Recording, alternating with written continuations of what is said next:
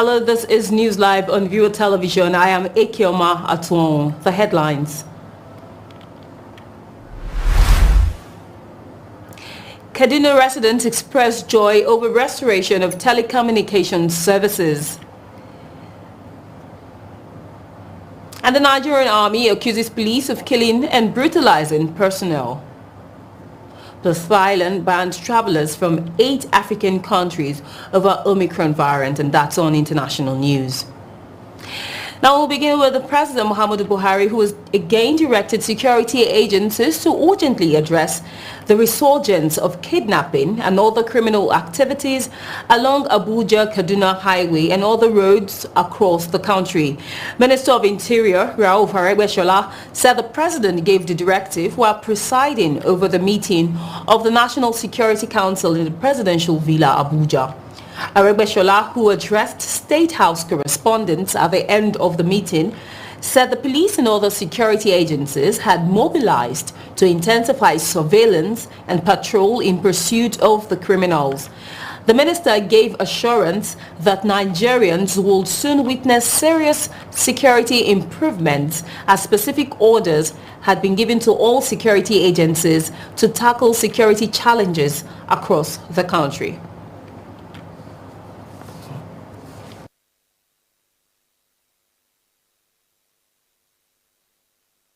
Yes, Abuja-Kaduna belt was discussed specifically, but we appreciated the fact that we are in the season of festivity.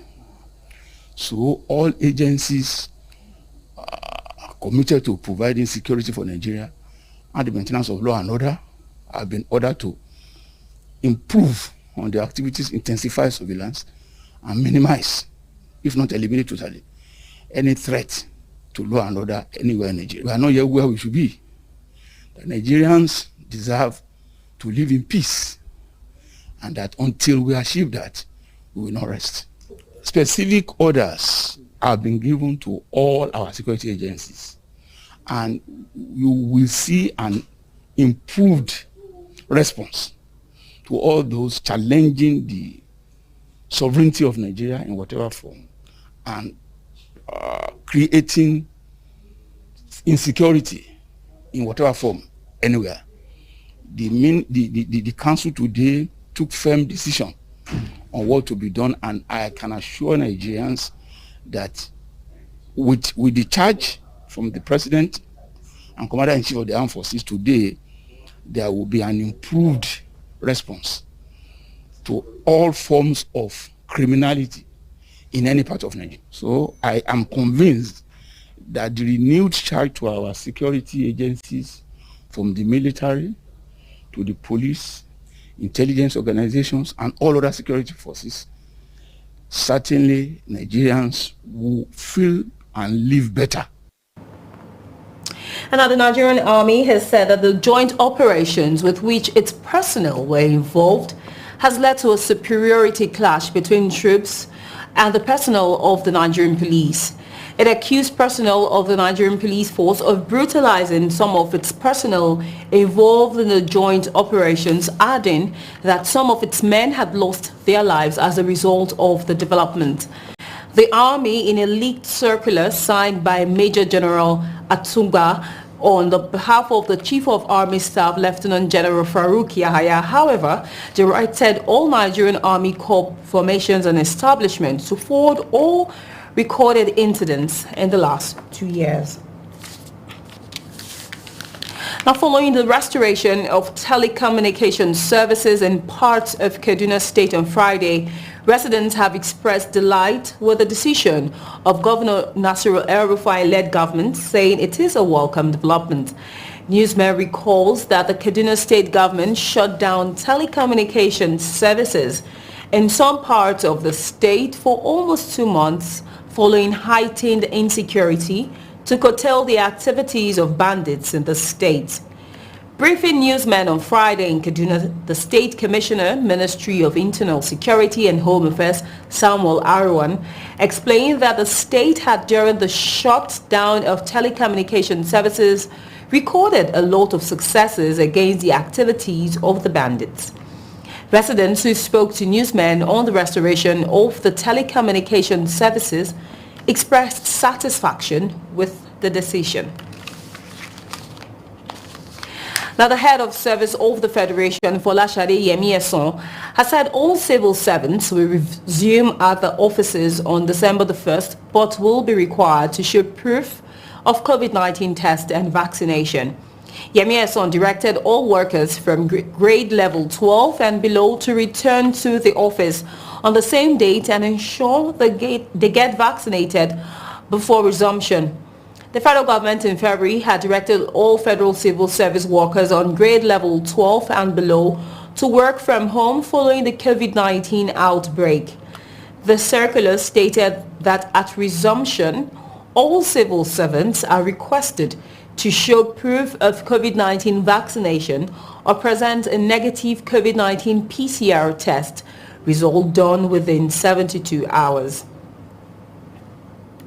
Now, Aisha Buhari, the wife of the President of the Federal Republic of Nigeria, has given assurance of President Muhammadu Buhari's commitment to end gender-based violence in Nigeria. The wife of the President said this at the launch of a GBV media campaign as part of the activities to mark the 2021 16 Days of Activism Against GBV organized by the United Nations Population Fund in Abuja. UNFPA also premiered Hey Woman, an 11-part video series produced by Stephanie Okereke, a Nollywood actress, highlighting the reality and prevalence of GBV in Nigeria. The theme of UNFPA's media and film campaign is Orange the World, End Violence Against Women and Girls Now. The wife of the president, represented by Dolapo Osibanjo, wife of the vice president, said the time to act was now, as GBV deprives women and girls of opportunities, and this is an infringement of their human rights. Similarly, the Minister, Federal Ministry of Women Affairs and Social Development, Pauline Talen, called on all men and women in Nigeria and across the globe to support the fight to end GBV. According to Dr. Natalia Kanem, UN Under-Secretary General and UNFPA Executive Director, addressing GBV lies in upholding the values of economy, of harmony, cooperation, and the ability of families to prosper. UNFPA is the UN agency charged with the mandate to end maternal mortality, create awareness and access to family planning, including ending GBV and harmful practices in Nigeria and other parts of the world.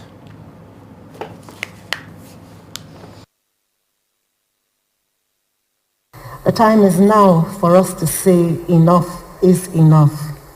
Distinguished ladies and gentlemen, please let me assure you that the measures taken by the present administration of my husband, His Excellency President Muhammadu Buhari, is a commitment to the women and girls of Nigeria, and indeed all its citizens, that the government will continue to leave no stone unturned to ensure women and girls receive the necessary protection and services required. Indeed, today I stand before you to add my voice to claim the rights of women and girls that we serve, and assure you that I remain an astute advocate of zero tolerance to GBV and all forms of harmful practices. I, Aisha Buhari, have zero tolerance for gender-based violence and harmful practices, and say enough is enough.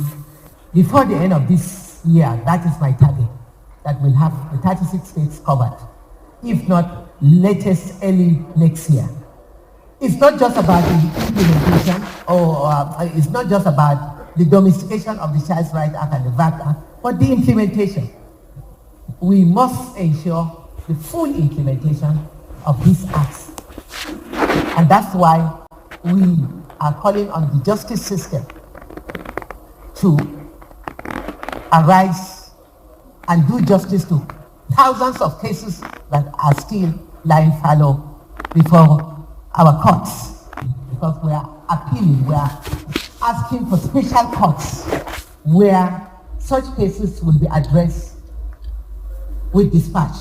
Together with the government of Nigeria and with the support of the United Nations, One UN, COVID-19 Basket Fund, we're proud to launch the series of the 11 videos, vignettes of which you have seen, that depict the reality of gender-based violence and its devastating impact on women, on girls, on families, on communities. But will also offer solutions and bring hope along the way, encouraging families to protect women and girls, asking victims to forcefully speak out, because the shame is for the perpetrator, not for her. And we hope that the powerful Hey Woman monologue and the depictions of what we can do to change a disturbing picture will go viral. Italian authorities said the criminal network forced 41 Nigerian women into prostitution while 9 were forced to beg for money on the streets.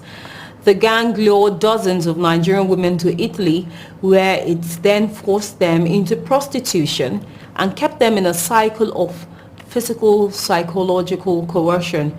Italian police on Monday announced that they had broken up a Nigerian crime ring operating across the country with the arrest of some 40 suspects.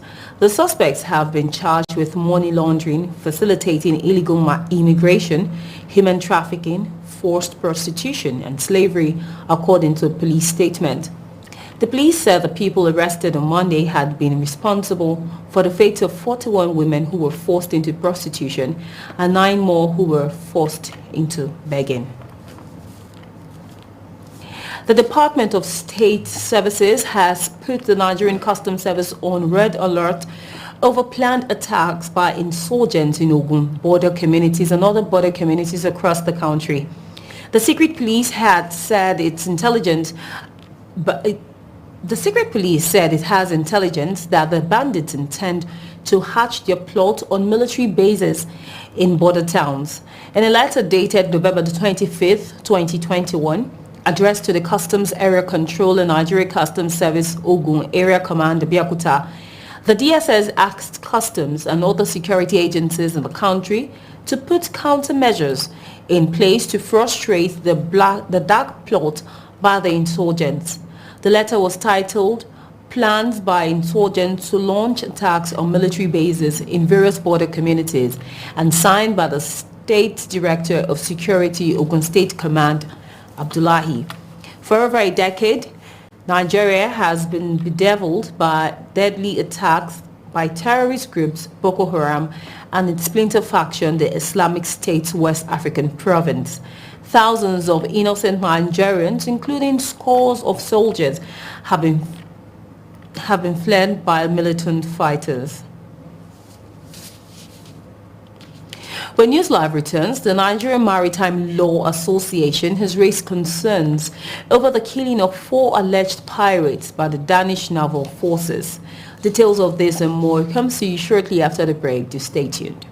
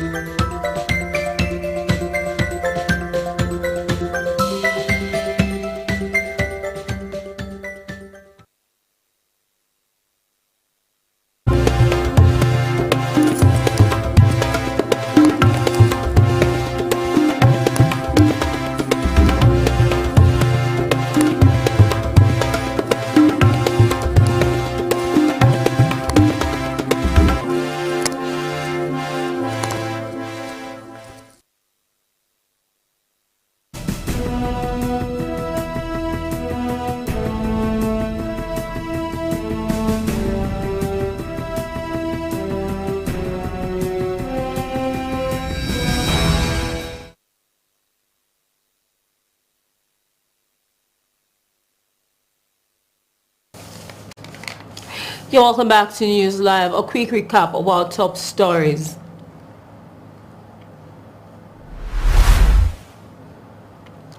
Kaduna residents expressed joy over restoration of telecommunications services. And the Nigerian army accuses police of killing and brutalizing personnel. And on the foreign scene, Thailand bans travelers from 8 African countries over Omicron variant. Now, the Nigerian Maritime Law Association has raised concern over the killing of 4 alleged pirates by the Danish naval forces. Newsmen reported that the incident occurred when the frigate Esbern Snare, which had been patrolling the area since November, attempted to board the pirate boat. Then an exchange of fire ensued. In a statement on Saturday signed by the NMLA President Funke Agbo and the Honorary Secretary Dr. Emeka Akabogu, the association called for an independent inquiry that will look into the precise location of the incident to preserve Nigerian sovereignty. The association supports all efforts to rid the Gulf of Guinea of piracy, maritime offences and all forms of criminality. It is concerned, however, that the sanctity of Nigeria's sovereignty, application of the rule of law, and respect for protocols of engagement with regard to the instant incident, which is alleged to have occurred in international waters 25 to 30 nautical miles south of Nigeria's territorial waters, and the emerging security regime in the Gulf of Guinea. Now, a vigilance group in Shiroro local government area of Niger State raided the camp of terrorists believed to be members of the Islamic State West African province that recently infiltrated some parts of the state, killing 13 of them. Sani Koki Kokovena of Concerned Shiroro Youths of Niger State, who made this known in Mina on Friday, said members of the vigilance group acted on a tip-off. He stated that the terrorists who had a battle with members of the group were eventually subdued while some escaped. He also revealed that some members of the terrorist group escaped with gunshot injuries while assorted weapons were recovered from them.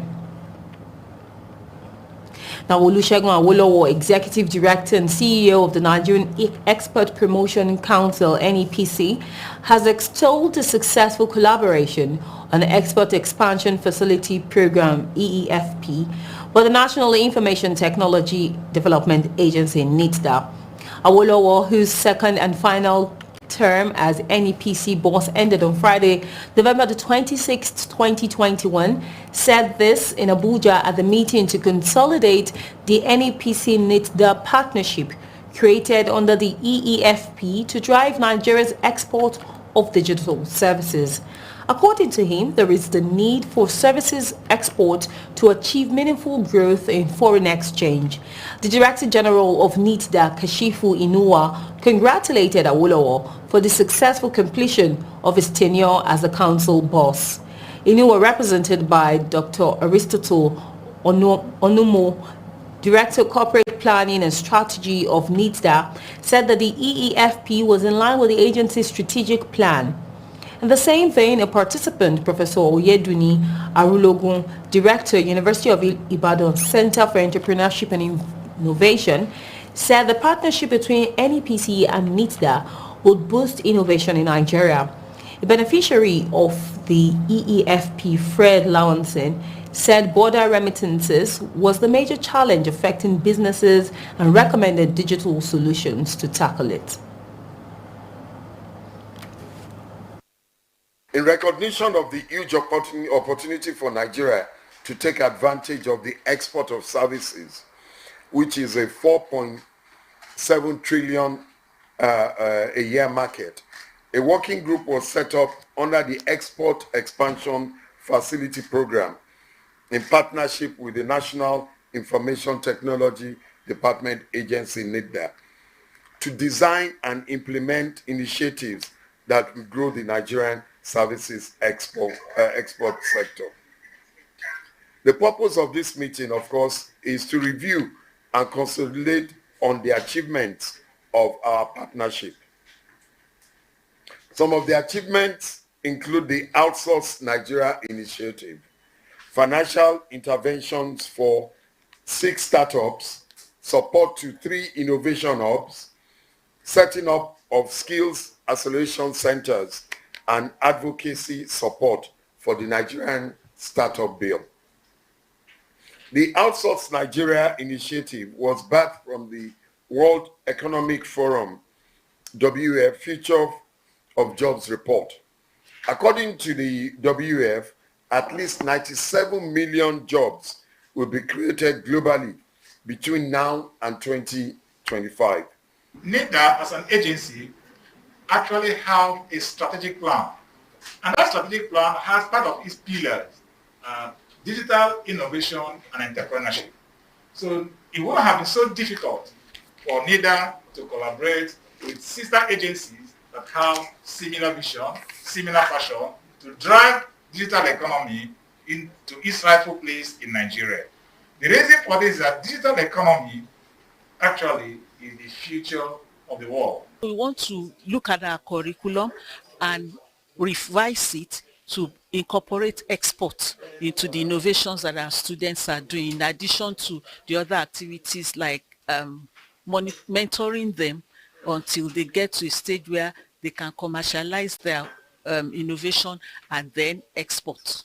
It will bring about new ways of doing things that you don't have to be there physically, but you can do online activities. So it's going to bring out new innovations of doing things. For example, nobody ever thought of teaching virtually before the COVID. So many things are coming up, and this partnership is going to put you at the forefront of bringing out these innovative ideas in research, in innovation.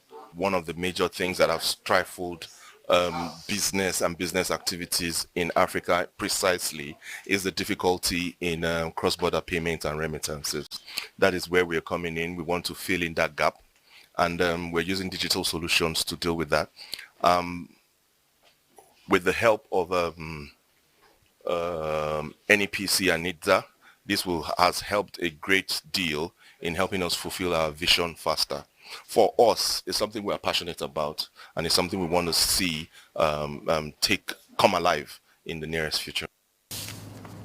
The federal government has announced that the suspension of flights by Emirates Airlines into and out of Nigeria had been officially lifted. It said the suspension was halted following the resolution of the differences between Nigeria and the United Arab Emirates after the UAE lifted some of the restrictions imposed on travelers from Nigeria as part of measures to contain COVID-19. The Minister of Aviation, Hadi Sirika, and Minister of Foreign Affairs, Geoffrey Onyama, announced this at the headquarters of the Federal Ministry of Aviation on Friday night in Abuja. Sirika said the ban was lifted unconditionally, adding that going forward, Nigerians could fly directly to the UAE and back into Nigeria without restrictions. In July this year, the UAE had insisted on travelers from Nigeria undergoing several other COVID-19 tests after the initial test in Nigeria. An NGO, Occupational Safety and Health Association, has called for the integration of safety in workplaces across the country through proactive measures to ensure the safety of lives and property. Dr. Olusegun Aderemi, the Nigeria Regional President of the association in UK, made the call at the 11th International Safety Conference in Abuja. Aderemi, who identified safety as number one in everything in life, urged government to embrace safety in workplaces to ensure job satisfaction and better performance from employees. Also, Honorable Ibrahim Hamza, House Committee on Safety Standards and Regulations, National Assembly, noted that the NASS was working assiduously to institutionalize occupational and health safety. Christopher Oyinbo, the Chairman Conference Planning Committee, noted that the association is a non-governmental, non-profit organization that has progressively demonstrated consistent growth in promoting and advancing occupational safety and health awareness in all sectors of the economy.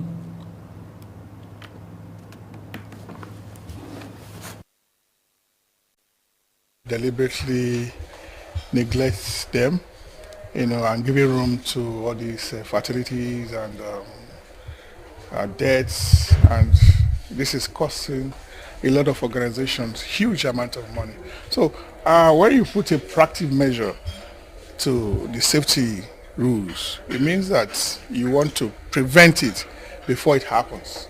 And when you do that, you'll be saving a lot of money, you'll be saving so many things, save a lot of lives. And as Hush Association is concerned, we save lives. And that's why we're talking about this. And that's why we have zero tolerance for negligence. We have zero tolerance for non-adherence to safety rules and regulations. The key message is for the government, individual, and private organizations to embrace safety. Safety is number one. In all they do, safety is number one. As you are aware, there has been, for a very long time, there has been negligence on the aspect of occupational health and safety. We feel this is the right time. We have awakened. We really want to sit up and see that we bring the issue of occupational health and safety to the front burner. The legislature and the executive at the same time are working tirelessly to see that we effectively put this in place, and we make sure that further preventive measures are being taken. That's great. Safety, therefore, is the key determinant for the success of any organization and for the preservation of every individual life at every place of work.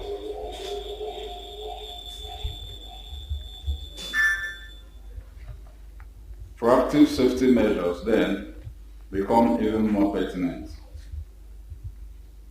This is a safety management approach that focuses on how to adjust operations and performance so that risk situations are minimized. To achieve this, safety managers and safety management must look ahead of not only avoiding risks and hazards that can lead to fatalities, but to minimize or eliminate the reactive safety approach in our client. Stakeholders in the maritime sector have reiterated their full commitment towards the implementation of Nigeria's Port Process Manual, given its importance to port processes and the nation's economy. They told journalists in Abuja after a feedback roundtable on the implementation of the NPPM that the process was already yielding positive results as the rate of port infractions had reduced within a short period. The Permanent Secretary, Ministry of Transport, Magdalena Jani, said the process is now bringing everybody on board. The Executive Secretary, Nigeria Shippers Council, Emmanuel Jime, said progress had been made so far based on the reports, but a lot still needed to be done as regards collaboration of agencies.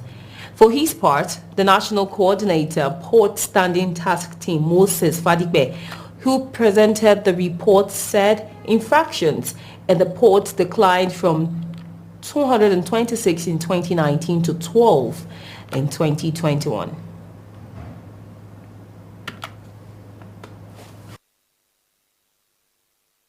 Because the process is now bringing everybody on board. The agencies work together. They know they are being monitored. And so we are beginning to have clarity and less of corrupt practices within vessels that are coming into Nigeria waters. I think this is quite an impressive thing. But you also heard that despite the achievements they have gotten in such a short time, we also have challenges. Some of the challenges, unfortunately, are coming from sister agencies within Federal Ministry of Transportation. It shows us where to shine our searchlight on to make sure that they work collaboratively as agencies and parastatals within the ministry for us to be able to achieve what the National Port Process Manual is supposed to achieve. It is highly, highly important that if we're going to attain the objective, which one is to make sure that our ports are efficient, in order for us to take our pride of place as a maritime hub in this sub-region of the continent, that would mean that the extent to which the agencies that are involved in operating the manual, the extent to which we are collaborating and cooperating with each other is the extent to which we are likely going to be very successful. So yes, have we made some progress? Substantially.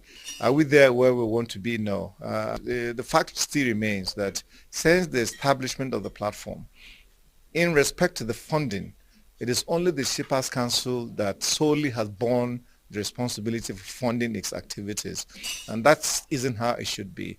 In 2019, we had 226 infractions all over Nigeria, across all terminals. And with the assistance of Operation Mark, I mentioned it. Remember, the manual is in 2020, but in 2019, we have Operation Mark. Operation Mark is a sting operations to take care of all these issues we're talking about. So in the whole of that year, we have 226 infractions. Based on the activity of the Operation Mark, in 2020, it reduces to 121 in 2020. And as at the 9th month today, we have only 12. So what we are saying is it is reducing and reducing.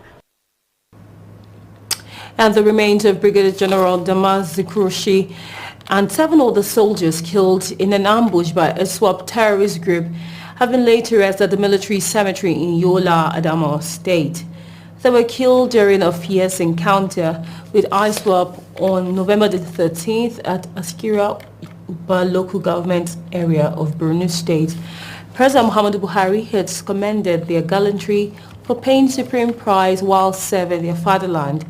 The Secretary to the Government of the Federation, Boss Mustafa, who stood in for his principal, described their death as a tragic loss to the country.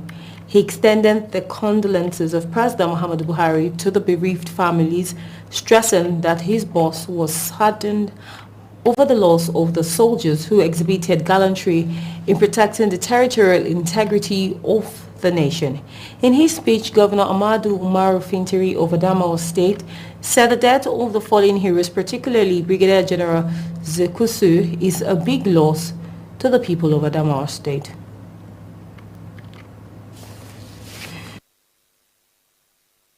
That truly our nation is in deep mourning, because these men were dedicated men, were resourceful men, were gallant men.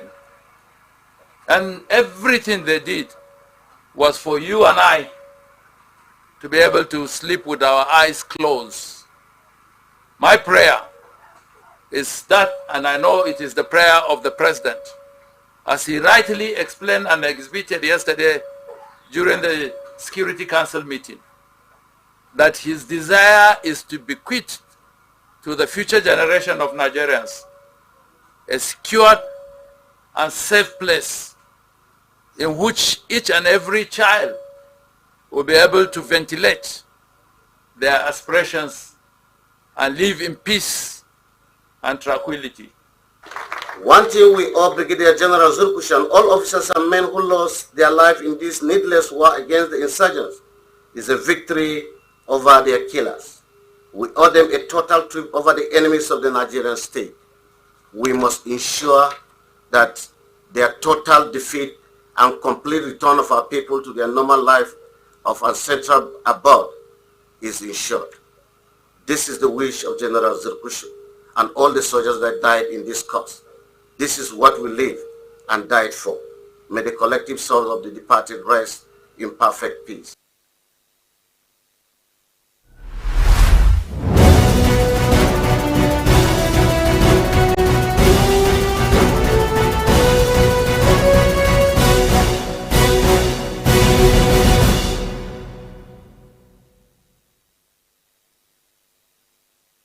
And on the foreign scene, police in Malawi fired tear gas to disperse thousands of protesters demonstrating on Friday against the cost of living, corruption and nepotism in government. Around 10,000 people led by former lawmaker Bon Kalindo were tear-gassed midway through a march to the council offices in the capital Lilongwe to present a petition. Protesters carried placards calling on President Lazarus Chakwera's government to honor its campaign promises, especially its pledge to create 1 million jobs. The demonstrators regrouped and handed in a petition giving government 14 days to respond. Information Minister Gospel Kazako insisted the government was already addressing the demands. There was growing disillusionment with President Chakwera's government more than a year after he won a historic court-sanctioned election rerun.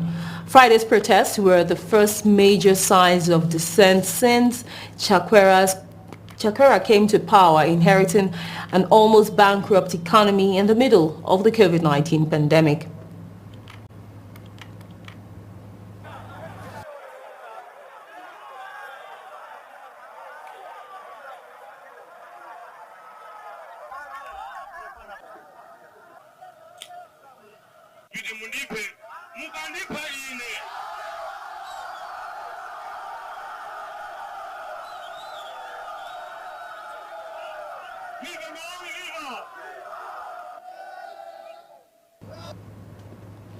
Thailand said on Saturday it will ban travelers from 8 southern African countries where a new COVID-19 strain has emerged. The World Health Organization has named the new variant of concern Omicron, and scientists are racing to understand it and whether vaccines need adjustments.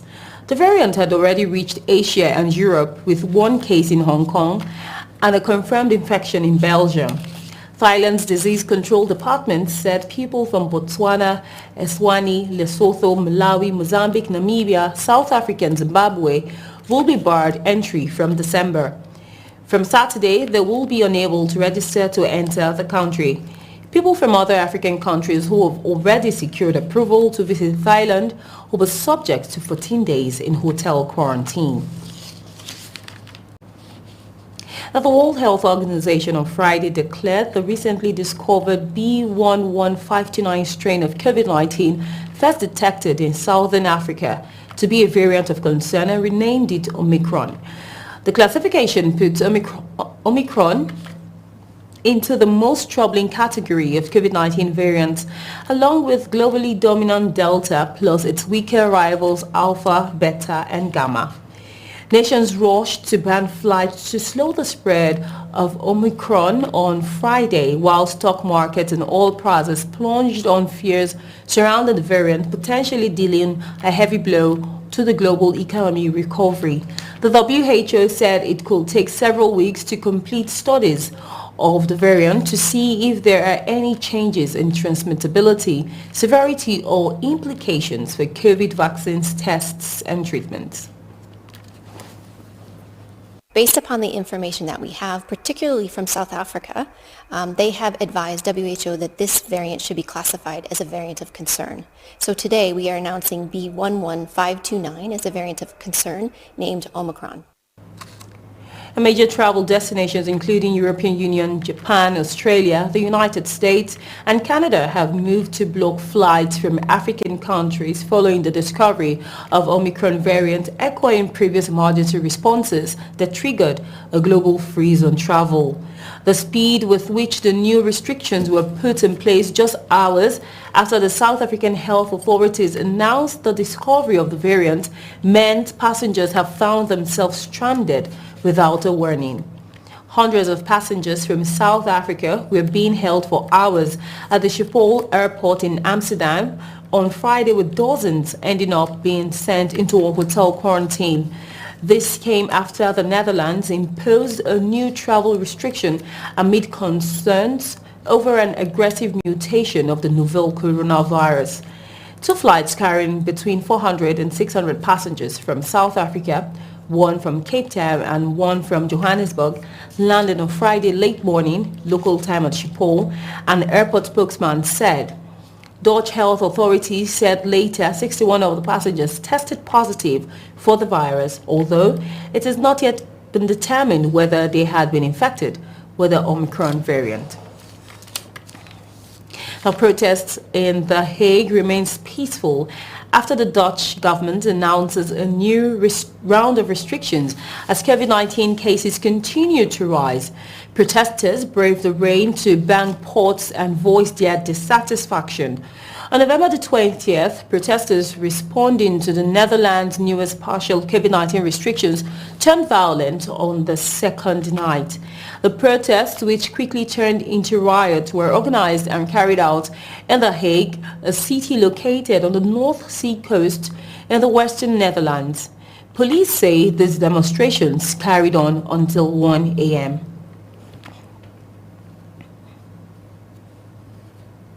And that's all on News Live. But before we go, a quick recap of our top stories. Kaduna residents expressed joy over restoration of telecommunications services. Nigerian Army accuses the police for killing and brutalizing its personnel. And Thailand bans travelers from 8 African countries over Omicron variant. To stay tuned for the rest of our programs. Many thanks for watching.